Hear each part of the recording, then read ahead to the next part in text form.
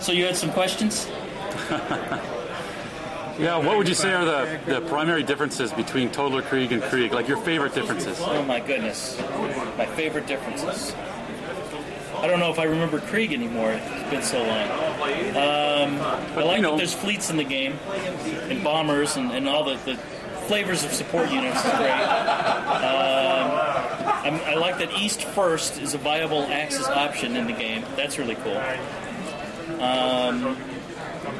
Those are them. I guess if I had to choose just a couple, it would be those two.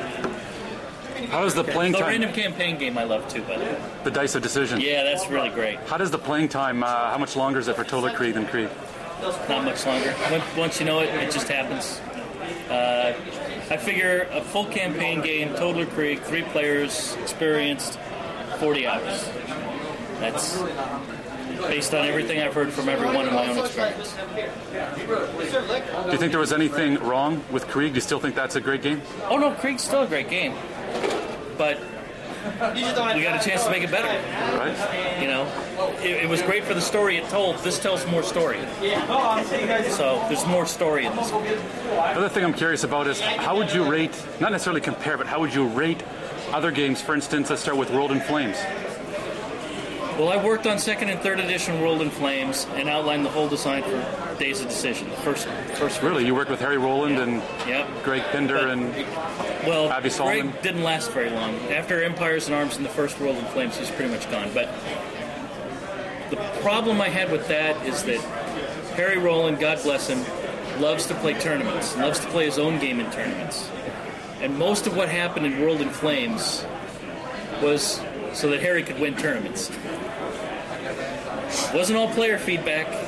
It was, can Harry win it in a tournament this way? And there you go. So I kind of said... But do you like World in Flames, though? I used to, but it's too much work. I don't want to work that hard.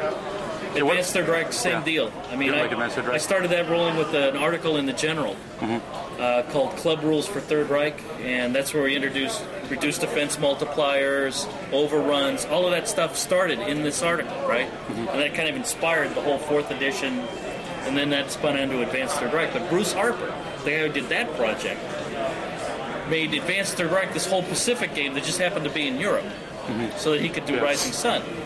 And the naval rules, and the air rules, and the political rules, rules, and it was too much for me. Again, I was working too hard. So, this game I don't work too hard. The economics, the politics, they're all in the cards. All the ground mechanics are totally simple. I can keep them in my head. Follow the sequence of play, you can't go wrong. And the other thing is, World in Flames and Advanced Third Reich are very unforgiving of this. You roll the bad die roll, and you can trace your defeat in the game to a die roll. Okay?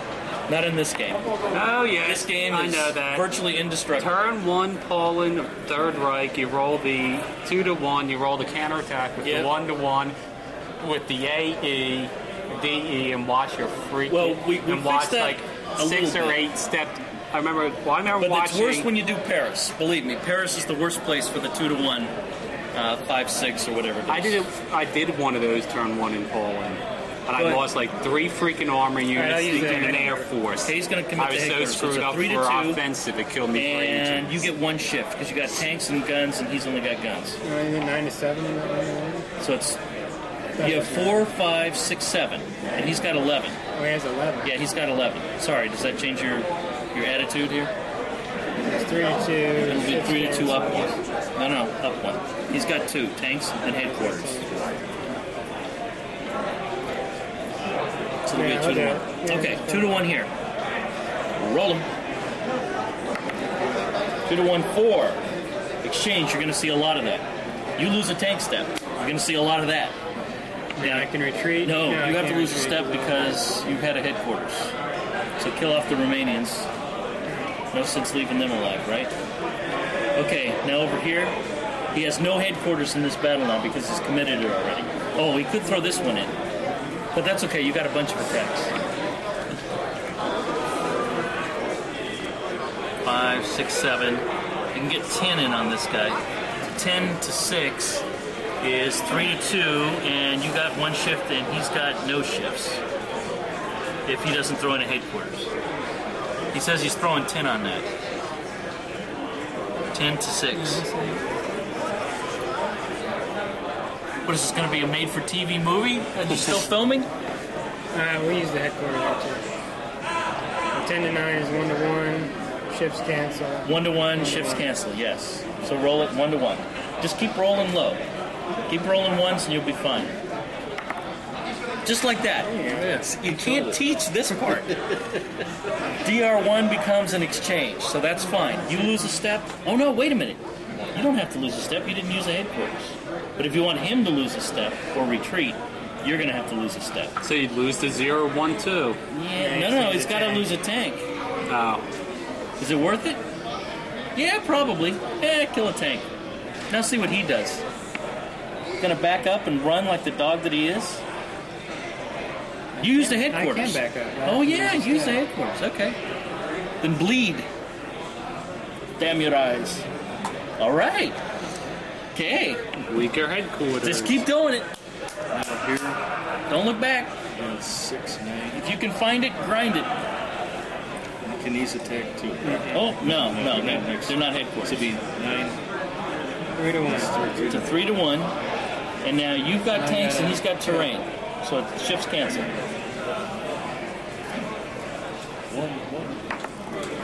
There you go. It's an exchange 01. So first do the exchange. Yeah. If you want to keep pushing forward, it's armor. Flip it. You only lose 1 step. There. See? You lost the armored step and now it's a horse again. Now, that's his part of the exchange and then he loses a step. You can replace that with either the Italian mech or a German infantry. Your choice. Or German infantry. Which is going to do you... This guy count as a tank? Yeah, he's armored. Of course, you think he's not going to advance after combat and then attack it again where you have no headquarters that can help him? It was 1 hit. Yeah, that's true. Okay, 7 2. No, I think you got that one too. Nope, he's out of tanks. Really? All his horse units are just down to cavalry now.